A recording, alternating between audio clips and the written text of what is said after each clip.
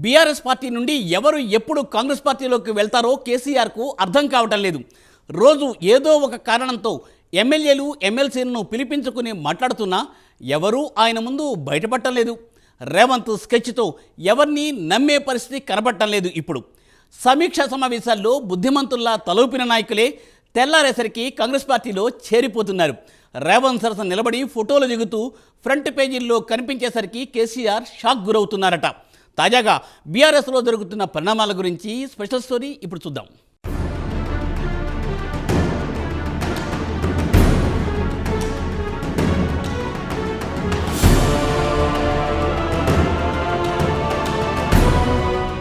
కేసీఆర్కు చెందిన భారత రాష్ట్ర సమితిని పూర్తిగా నిర్వీర్యం చేసే దిశగా కాంగ్రెస్ నాయకుడు తెలంగాణ ముఖ్యమంత్రి రేవంత్ రెడ్డి పావులు కదుపుతున్నారు.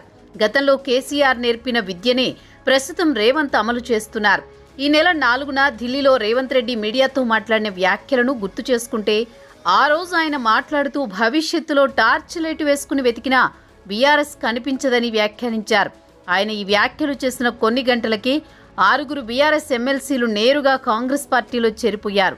కేసీఆర్కు కోలుకోలేని దెబ్బ కొట్టారు రేవంత్. ఎమ్మెల్యేలు పార్టీ మారకుండా కేసీఆర్ ఫామ్ హౌస్కు పిలిపించుకుని బీఆర్ఎస్ నాయకులతో సమీక్షలు జరిపినా పెద్దగా ప్రయోజనం కనిపించడం లేదు. ఇక్కడ అసలు విషయానికి వస్తే కేసీఆర్ పార్టీ నుంచి ఎవరు వెళ్లిపోతారో అని అనుమానపడుతున్న వారిని వదిలేసి మిగిలిన వారిని రేవంత్ అన్నుకుపోవడంతో గులాబీ బాస్ కంగు తింటున్నారు. ఇప్పటి వరకు తన వ్యూహాలకు తిరుగులేదని భావించిన కేసీఆర్ రేవంత్ వేస్తున్న స్కెచ్లకు చిత్తైపోతున్నారు.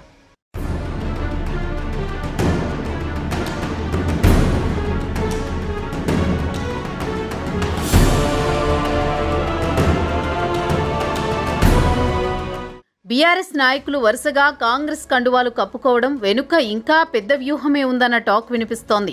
ఇటు బీఆర్ఎస్ సభ్యులను శాసనమండలి శాసనసభను గంపగుత్తగా కాంగ్రెస్లో విలీనం చేసే పెద్ద ప్లాన్ జరుగుతోందని కాంగ్రెస్ వర్గాలు చెబుతున్నాయి. ఇంకో నెల రోజుల్లో బీఆర్ఎస్ను నామరూపాలు లేకుండా చేయడమే కాంగ్రెస్ పార్టీ లక్ష్యంగా కనిపిస్తోంది. కాంగ్రెస్లోకి బీఆర్ఎస్ వలసలు ఏడాది మార్చి 17 నుంచి మొదలయ్యాయి.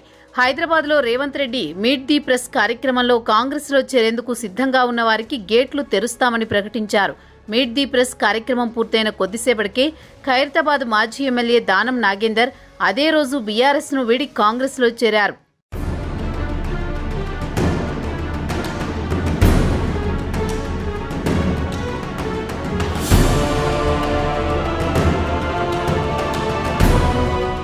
తాజాగా 7 మంది ఎమ్మెల్యేలు బీఆర్ఎస్ నుంచి కాంగ్రెస్లో చేరారు. అటు తర్వాత ఎమ్మెల్సీల వంతు వచ్చింది. ఇటీవలే కొంతమంది బీఆర్ఎస్ ఎమ్మెల్యేలు మంత్రి శ్రీధర్ బాబును కూడా కలిశారు. పైకి నియోజకవర్గం నిధుల కోసమే అని చెబుతున్న వాస్తవాలు మాత్రం వేరేగా ఉంటాయన్న గుసగుసలు వినిపిస్తున్నాయి. బీఆర్ఎస్ ఎమ్మెల్యేలను మంత్రి కాంగ్రెస్లోకి ఆహ్వానించారు. దీని అర్థం ఏంటంటే ఏదో ఒక రోజు వీరు కూడా కాంగ్రెస్ కండువా కప్పుకోవడానికి సిద్ధంగా ఉన్నారన్న అనుమానాలు బీఆర్ఎస్లోనే తలెత్తుతున్నాయి. మండలిలో కాంగ్రెస్కు నామమాత్రంగానే బలముంది. మండలిలో బలం పెంచుకునేందుకు బీఆర్ఎస్ నుంచి వలసలను ప్రోత్సహించాలనేది కాంగ్రెస్ లక్ష్యంగా కనిపిస్తోంది.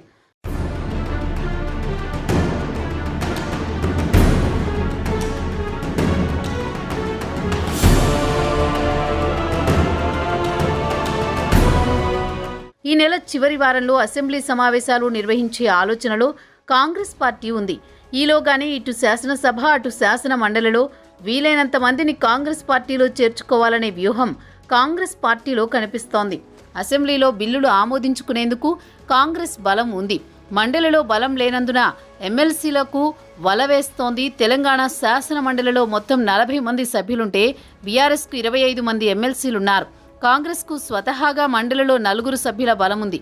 ప్రస్తుతం మండలిలో కాంగ్రెస్ బలం 12కు చేరింది. మరో 9 మంది ఎమ్మెల్సీలకు గాలం వేస్తే కాంగ్రెస్కు ఢోకా ఉండదు.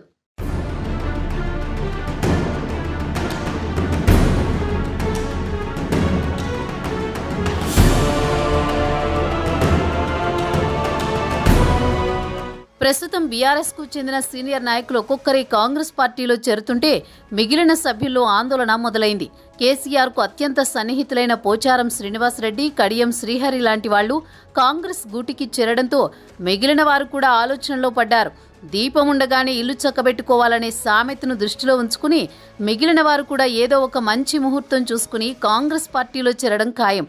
ఇటీవల ముగిసిన లోక్సభ ఎన్నికల్లో కనీసం 1-2 పార్లమెంటు సీట్లు గెలిచినా కేసీఆర్కు కాస్త పరువు దక్కేది. లోక్సభ ఎన్నికల ఓటమి తర్వాత ఉన్న ఎమ్మెల్యేలు, ఎమ్మెల్సీలు ఒక్కొక్కరే పార్టీని వీడడంతో గులాబీ బాస్ కంగుతింటున్నారు.